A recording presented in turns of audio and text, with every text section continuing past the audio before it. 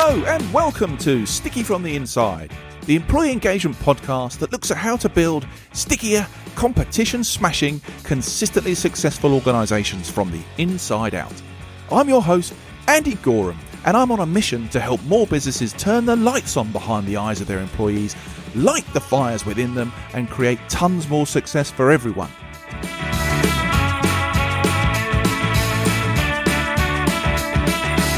This podcast is for all those who believe that's something worth going after and would like a little help and guidance in achieving that.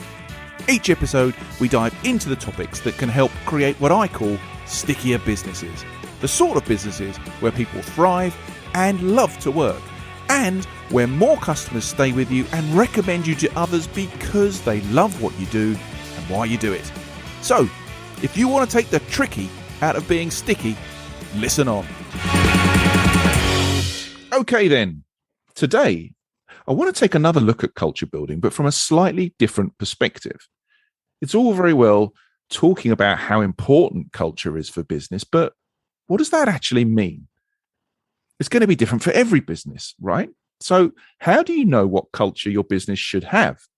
Or even what culture your business needs to be successful and help you sustainably and continually grow, keep your top talent, and attract great new talent in the future? Is there a magic formula? Is there a secret blueprint we can follow to help us do that? Well, my guest today is Toma. He's a leading thinker around the topic of innovation, an enterprise innovation strategist, and the author of the book, The Corporate Startup. He's also recently written another book called Innovation Accounting. And within the pages of this book, he seeks to give some guidance on some of these cultural blueprint things. Though he's not promising on the secret formula stuff, he does believe that there are a set of clear, guiding principles and processes that can help you make better decisions and build better, more effective workplace cultures. So let's hear what Dan's got to say. Welcome to the show, Dan. How you doing? All good. Thank you very much for having me, Andy. My pleasure, my friend.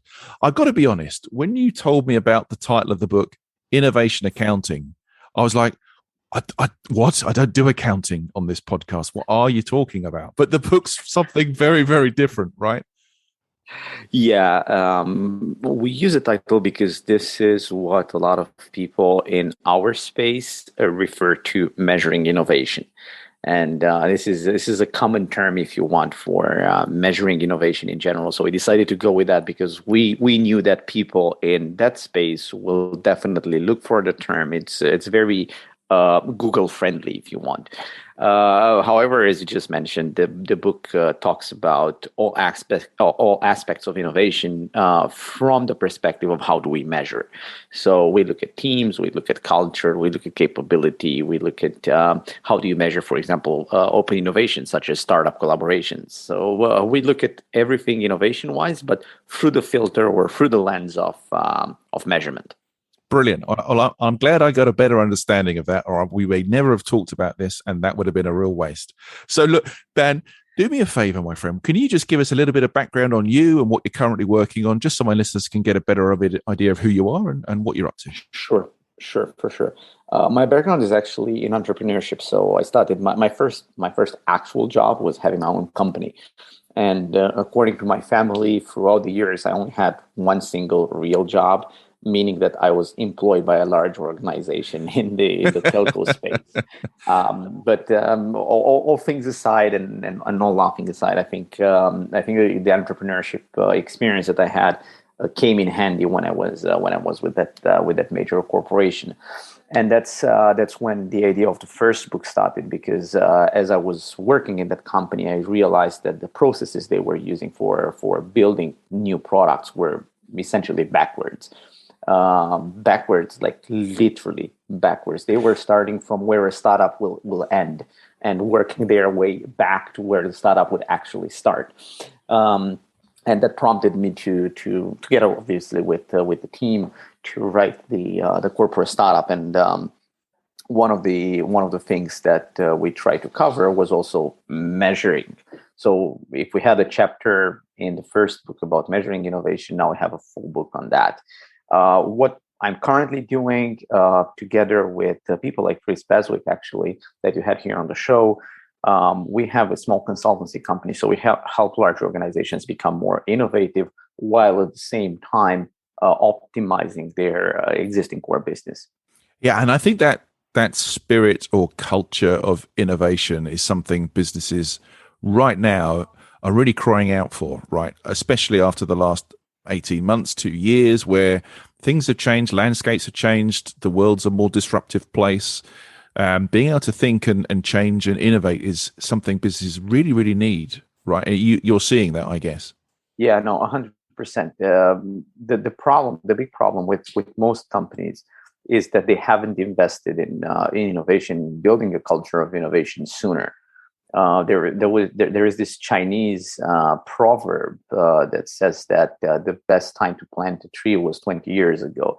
The second best time is today. I think this speaks for a lot of organizations that are now considering innovation. The best time they should have invested in a culture of innovation and in solid processes was probably 5-10 years ago.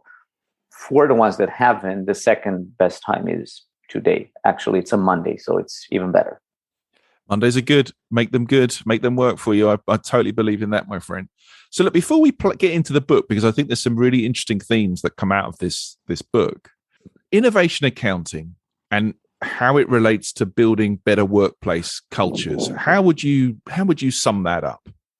Yeah, I think I think I'm going to answer this a bit broader now. Okay. I think the biggest problem with most organizations is that they try to copy the homework of the company across the street, and by copying the homework, I mean they look at Netflix and they say, oh, we want to build a culture that Netflix has, or they look at Amazon, or they look at I don't know, Gore or Freem, doesn't matter. The thing is that those cultures are fit for purpose. And that's very important. Fit for purpose. You need to start. Obviously, you can inspire yourself from Netflix, from Facebook, from wherever you want. But you need to understand what's the purpose of your organization. Why does your company exist? What's the ultimate goal of your company? And then try to build a culture that serves that particular end goal. And since all end goals are different, then every culture should be also different. So if we take that as our inspiration or your inspiration for writing this book, what do you think this book is really about? What's at its core?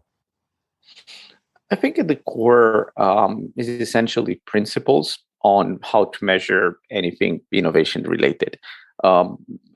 Let's talk specifically about culture. We don't propose a set of indicators because, as I said earlier, every culture is different. However, we propose a framework, if you want, that you can use in order to measure your innovation culture and to also measure your let's say activities towards building an innovation culture.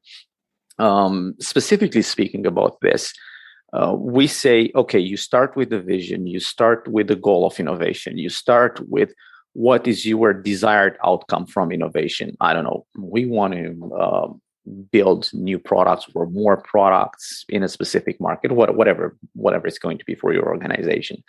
And then you look at what are the cultural traits that you need in order to see those particular tangible results. I don't know, let's say, for example, I want to build more products in a certain market, then obviously I need people in my organization to come up with better ideas. To come up with better ideas, it means that we have psychological safety in the organization. People are okay to speak their mind. Conformity is not necessarily something that we encourage. All of those things, right? So you create essentially a list of attributes that connect with your end desired goal for the culture of innovation you want to build. And then you measure those attributes. You measure, do we have psychological safety in the organization?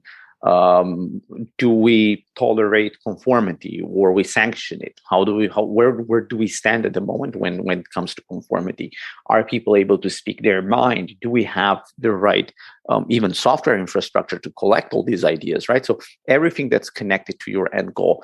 And then once you've measured this and you get a pulse, if you want, of your current status on those attributes, then you can start developing them. You see, hey, apparently we don't have psychological safety in the workplace. Let's do something about it. And that doing means putting people through training, communicating better, all these other activities you can do to enable psychological safety. And then you are going to measure again the attribute, and hopefully this increased, right? People feel safer, they're more empowered. And probably in I don't know, a couple of months or even more, you're going to see the tangible results you were aiming for. So what we're proposing to people to understand this framework rather than go and track psychological safety, or go and track conformity, or go and track creativity, whatever. Because as I said, every organization is different, and every organization has a different goal in mind when it comes to investing in innovation and investing in building the culture of innovation. So I'm interested in this because, I mean, we'll get into the principles and the framework specifically that you go through within the book. But in your experience, Dan, how good are businesses at lining up these goals or outcomes with the required behaviors they're going to need to get there? Do they find that an easy process, or is it just a mess? I mean, what have you seen? Well, I'm going to be very honest. I think that most organizations have a big misalignment between the core business, the innovation strategy, and the culture that they have. All these three elements are pretty much moving in independent directions. Some of them might move for a brief period of time or on a certain project in the same direction, but I'm seeing a lot of misalignment. In particular, misalignment between the culture and the innovation ambition. I think in the past years, organizations have gotten a bit better at aligning core business strategy with the innovation strategy. Because if you would have asked me this question 5 years ago, it would have been like a complete mess. You would speak with the I don't know, the CEO or the CFO of a large organization, and then you would speak with people in the lab, and you realize the people in the lab were only investing in let's say the shiniest, newest thing that comes across their desk. Be it drones, being VR, being blockchain, being whatever. I'm not saying that this is no longer happening. I'm saying that this is happening, but not to the extent it used to happen 5 years ago. And in all fairness, I think this has to do to some extent with the Corona crisis, because people realize that, hey, innovation is no longer just a nice to have thing, but it's actually something that can save our bacon. Oh my goodness, yeah, I agree with that. I think we've seen so many businesses have to, I hate the term pivot, but pivot and innovate to kind of create new markets or new opportunities because other things have been closed down over this period, or they've had situations or opportunities land in their lap and they need to react to those. And we've seen companies do really, really well out of that, but also companies that have tried and failed and had disasters. I guess more broadly, when we're talking about innovation, do companies really understand what that means in your experience? Because I know it's a very popular thing to have. So, you know, any vision or mission has to have the word innovation in, or we're innovative. But how does that actually translate in what we're seeing, Dan? Yeah, I think again, you're just asking a very hard question, not to me, but to leaders listening to this podcast. And actually, I'm going to answer your question with an exercise that I'm encouraging your audience to do. Okay. So to the audience, not to you, Andy, but to the audience, I want you to go back to your company, no matter if you are a VP, an employee, or an exec. I want you to go to your company, take 7 of your peers, take 12 of your peers, give each and every one of them a Post-it note and a Sharpie, and ask them to write on that Post-it notes in no more than 90 seconds, 1 minute and a half, the definition of innovation for your company. 90 seconds. What do we mean when we say innovation in our company? And then collect those Post-it notes and start group them in clusters. Clusters made up of things that have the same definition, of Post-it notes that have the same definition written on them. We do this exercise all the time with executives. Part of the kickoffs that we do in particular on strategy. Why? Because we want to prove to everyone in the organization that there is a big misalignment between what various people think about innovation. Some people might think it's digital transformation. Some people think flying cars. Some people think somewhere in between digital transformation and flying cars. Well, you can't move as an organization, as a group of people. You can't move in one coherent direction if you don't agree on what that, first of all, direction is, and what is the name of the thing we're doing.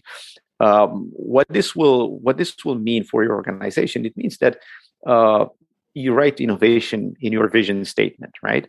But then somebody will invest in flying cars, and somebody else will invest in digitizing the existing process of, I don't know, onboarding a vendor. Sure. Whatever. I'm not saying that that either of them is wrong. I'm just saying that it would make more sense if we combine our forces and we go in one direction. Doesn't matter if it's flying cars or digital transformation. That's another conversation altogether, right? Do we need flying cars, or do we need to optimize the core business? But that's a totally different conversation. But as I said, I will encourage everyone to do this exercise with the Post-it notes. It only takes 90 seconds of writing, 3 minutes of explaining, and probably another 3 minutes of clustering the data. I can tell you from my experience, in groups of 20-something people, you'll get about 12 to 17 definitions of innovation. Just that few? Wow. Yeah, just that few, right? It's almost everybody has their own, right? Yeah, exactly. And so I think when you couple that individual interpretation of innovation and then try and uncover the behaviors or the culture that's needed to deliver on that misalignment of vision, that's where your problem is, right? Exactly. And then if you are a leader, you are going to encourage certain behaviors and certain cultures that obviously are aligned with what you think innovation is. If you are the exec that wrote flying cars on that Post-it note, obviously you're not going to write flying cars. You're going to say something that's super out there, whatever definition of innovation you come up with.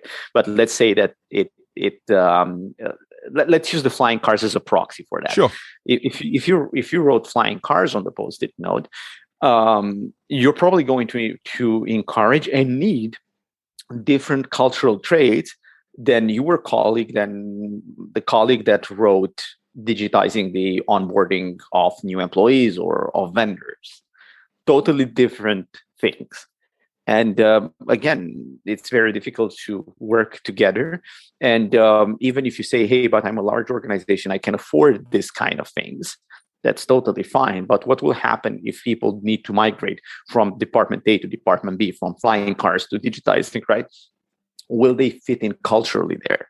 Or will they be rejected by their peers because, oh yeah, she's coming from flying cars, and look at her, she's wearing sneakers, and she's expecting the boss to, be okay with all her crazy ideas and all of that stuff. And here we're just digitizing the existing onboarding process, and we want to be a bit more rigorous with respect to what we put in. We have let's say stricter deadlines, so on and so forth. Again, I'm just giving nonsense examples now, so don't take them as literally that's what's going to happen. Hey, listen, you had me at flying cars, mate. I mean, I was in with flying cars, but no, look, I think we get the landscape, right? And I think this is where the overwhelm, right, of trying to do culture and trying to do innovation causes businesses problems. So that's why you wrote the book. Right, that's why you wrote the book to some extent, to try and give this framework. So let's dig into that framework. Let's dig into these principles, and you can perhaps, all these mangled bits of string. Let's try and stretch them out, have them in a nice order, and let's see where we're going. So in the book, you've laid everything out into the chapters right behind the principles. So do you want to take us through that step by step, Dan? So the way we looked at innovation accounting, and again, this is from our experience of applying it in various organizations that were different size and obviously different business lines. Um, what we've seen a lot of people want to do is that they want to bring everything down to one indicator. Like, give me this one indicator that measures innovation, and that's probably one of the let's say, biggest mistakes that people make, because they want to synthesize everything. They want to boil down everything to one single thing. And if you don't do it for the core business, why do it for innovation? That's my question. If you don't do it in your house, if you don't do it for your family, right? Do you know you have a happy family? Well, you don't have one indicator for that, right? You have multiple indicators for that. Why do you want to do it for innovation? Sure. So essentially, we looked at innovation on layers. That was probably one of the first things. And again, this is how the entire book is structured. Now, our entire train of thought is structured on that. It's layers. Is essentially you start from measuring teams. And we looked at the performance of a team. We looked at the performance of individual teams relative to the maturity of their ideas, so on and so forth. There's indicators there. But then you aggregate this data from one team, you aggregate the data from the other team, so on and so forth. And you have your portfolio or your funnel view. Like how is our funnel performing? How is our portfolio in innovation performing? Not just that one team. Again, using the aggregated data from the teams. And then there's another layer on top, is the strategic innovation layer, where basically we're looking at the entire company. How are we performing as a company with innovation? So you throw in more aggregated data. You throw in data that's already collected in the financial accounting system. You mix that up, and you get an idea of is innovation a worthwhile investment for our organization? And then going back all the way at the bottom, you start measuring culture and capability. As I just explained, what do we want to obtain for innovation? What are the attributes that support that particular goal? Let's measure those attributes. But you need to have everything in sync, and you have to have everything mutually supporting.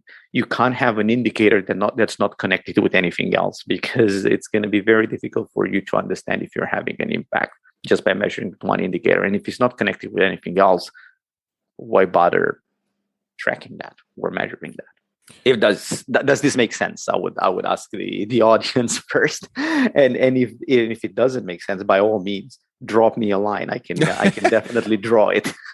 No. I think you have a very helpful drawing, which I think we'll stick in the show notes, Dan. That kind of awesome. Outlines this stuff, right?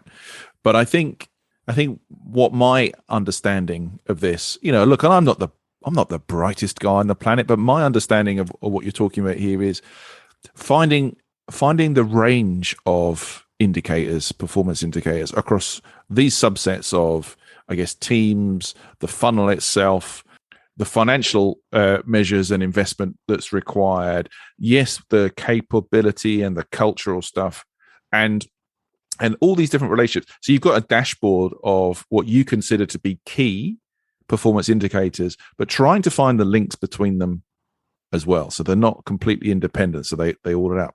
But that could bring up a list of, I don't know, 30 or I more think so. I indicators? haven't actually counted the number of indicators we propose in the book. Yeah.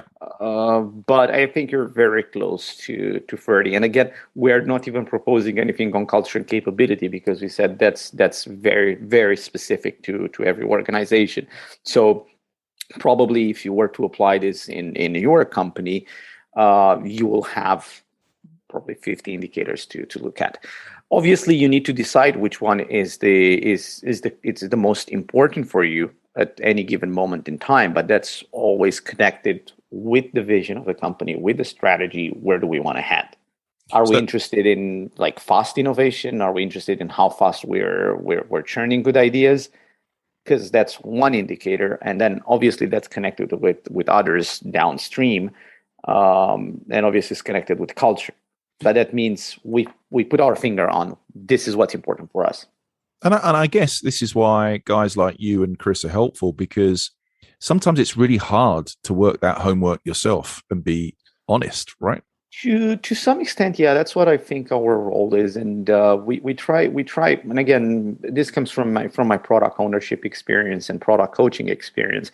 I try to lead with questions because I'm not an expert in banking. I'm not an expert in the airline business. I'm not an expert in engineering or maritime technologies. However, I'm an expert in principles.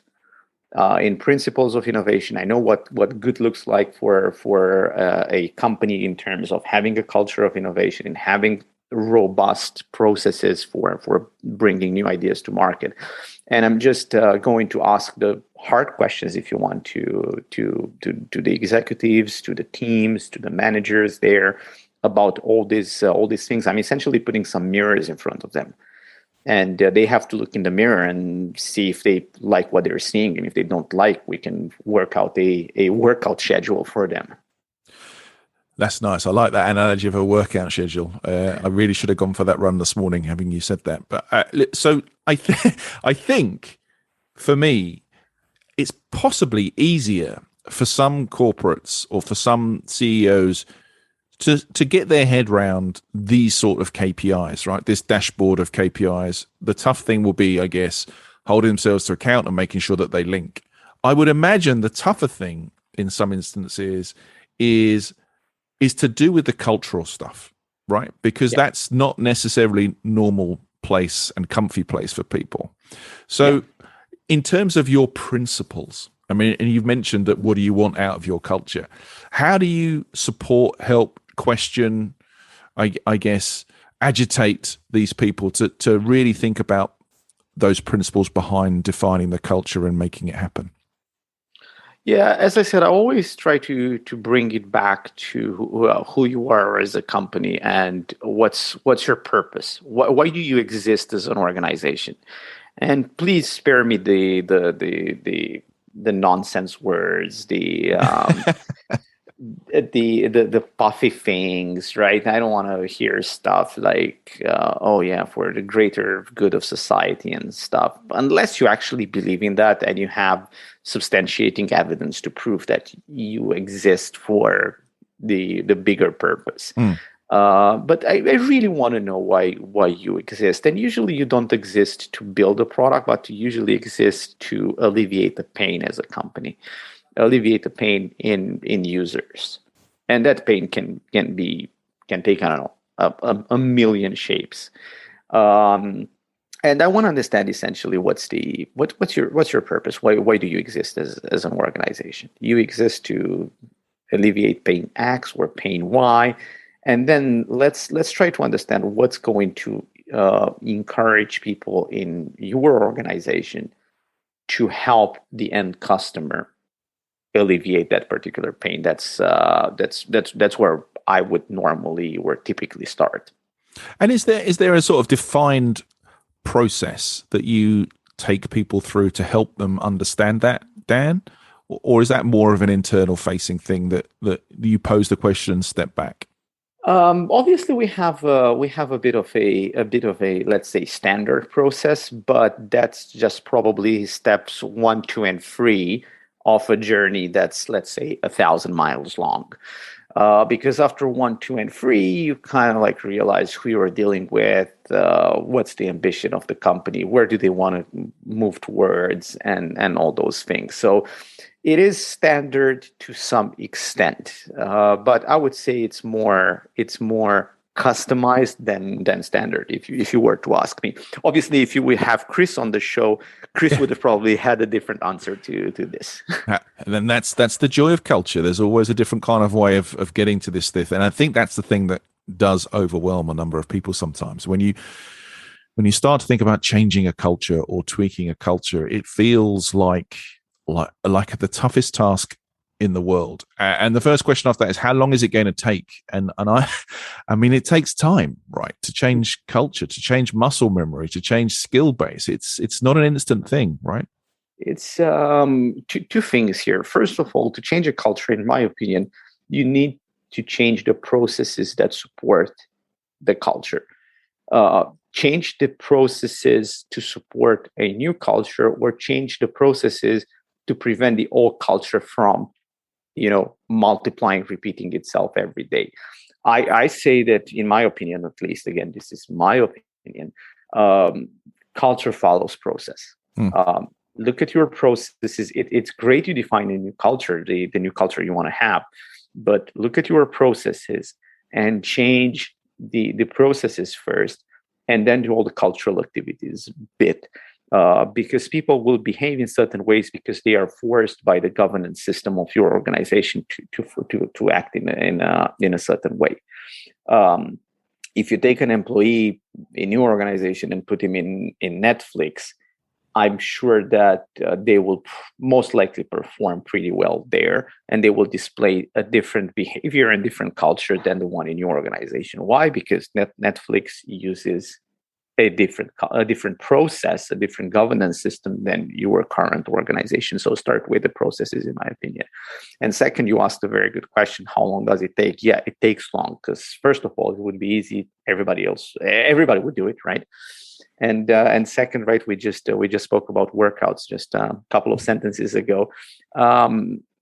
This is about going to the gym. This is not about taking a weight loss pill and then all of a sudden you look amazing. This is about putting in the effort, creating the processes, policing the use of the new processes, right? Because it's very easy to hire me, hire anybody else. We come design a process, we show you how it works, and then we leave. And without people to enforce those new processes, to police the use of the new processes, people will just fall back on their old behaviors. And again, falling back on the old behaviors means the old culture is still going to exist there. So if I'm to sort of, I guess, try and summarize what we're looking at here within this principles, within this guidelines, I mean, the ultimate principle is you've got to be yourself, and you've got to be true to yourself, right? 100%. Within this. And then we're looking at finding or discovering and aligning those key measures across that list of things that you talked about. Exactly. Teams, the funnel, investment, all those sorts of things. And then almost a combination of, okay, so what do we need the culture to be like? And by that, what does it need to do? And therefore, what are the processes that we're going to need to follow that the culture will help us determine, right? Which will then deliver those objectives. That's 100%. 100%. Yeah. 100%. Brilliant. And I think that give me a pill to lose weight. I mean, if you have one of those, I will take it. But anybody would. Yeah. But you're so right. And I think this is another one of those things that just puts so many people off trying to change a culture, because it's where's my return tomorrow? Where's my return tomorrow? I mean, I often say this. I think you can make impact immediately when you change these things, but truly changing them for the outcome does take a big investment in time and effort. Yeah, it's gonna take years. I mean, you're gonna see results very soon, but that's because people are just going to be very enthusiastic and excited about change, exciting about it, the new process, excited about the new thing. But does that stick? That's my question to everybody. Does that stick? Is that something that if I come back to your organization and look inside under the hood in, let's say, 18 months or 24 months or even longer, is that still there?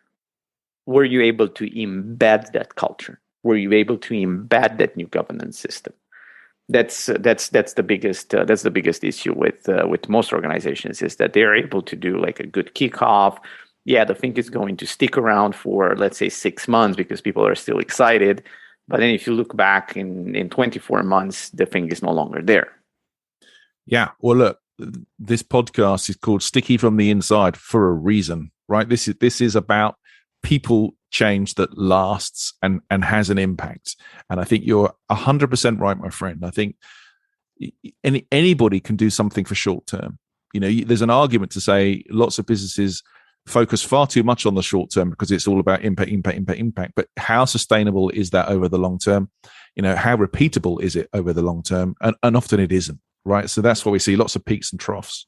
When we work with leaders on on strategy and vehicles for innovation, I always say that most organizations don't have a problem innovating. They have a problem making innovation a repeatable process, because 99.9% of the organizations that we worked with have displayed the ability of launching a moonshot project. 99.9%. Seriously, take any organization. They've done an amazing innovation project. Probably it was the pet project of the CEO or whoever. But still successful in the market, driving revenue. My question for them is, can you do that again next month and next year and in 5 years? Everybody's talking about moonshot projects. I always ask them, do you have a space program? Yeah. Everybody's capable of a moonshot project, but are you able to build a space program that is constantly launching new things, constantly scouting for new opportunities, and not just scouting, but actually capitalizing on those? Yeah, absolutely true. I mean, the time on this podcast never ceases to amaze me how quickly it goes, especially when I'm going to sit down and talk about accounting in the title, right? I thought this would be a tough it's been ridiculously quick, and we've covered loads so far. In order to try and help my audience kind of cement this in their brains, Dan, before we have to say goodbye, let's use the sticky notes area of this podcast where we look to summarize, to use some of your own medicine, because you play the post-it game with some of your clients.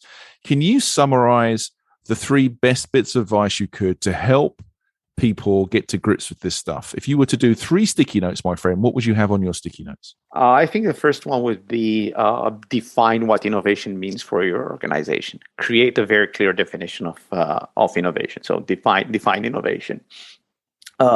Second, connect that definition with what the purpose of the organization is, what the ambition of the organization is, what's the vision, purpose. Connect that definition. So if you just created it and it's obviously not connected with the core business, it will never fly. So create the definition and then connect it with the core business. Feel free to adjust the definition, obviously. And the last post-it note is try to understand what are the traits that support that particular definition and that particular ambition of your organization. What do you need to have in place for that to happen in your company? Amazing. So simple, yet so deep. Yet so complicated. It's so complicated. So complicated, Dan. Amazing. I love those 3 sticky notes. Thank you so much for your time today to talk about this topic. I mean, this could have gone on forever in talking about what we do and how we do it. You've managed to get it down to 3 sticky notes, which is amazing. Where can people find out more about you and what you do, Dan? Well, you can obviously find me on LinkedIn. Dan Toma, just look up my name. I'm going to pop up there and you're going to see that I've co-authored those 2 books. Twitter is another channel I'm using. My handle is DanTo_MA. And check out the websites of the books, the corporatestartupbook.com and innovationaccountingbook.com. And for the work I'm doing with Chris that you also had here on the show, people can go and check weareoutcome.co. Brilliant. Well, I'll put all those links in the show notes. Just time for me to say thank you so much, Dan. Great to speak to you. And thanks for all your insights. Really appreciate that.